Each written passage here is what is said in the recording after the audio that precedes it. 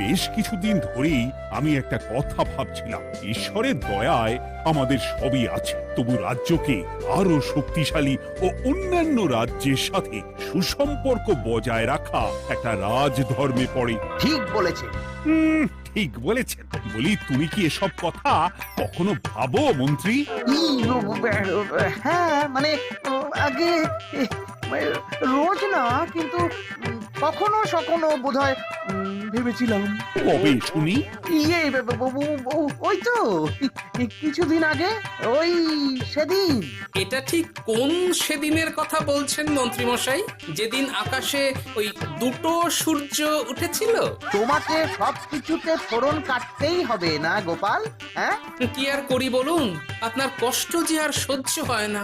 যাই হোক, মুদ্রা কথা হলো, এসব কথা মাথায় রেখে এখন আমাদের কিছু করা উচিত, কিন্তু কি করা উচিত সেটা আমি ঠিক বুঝতে পারছি না। এই একটা করে রসগোল্লা খাওয়ালে কেমন হয়? এই, তুমি থামবে?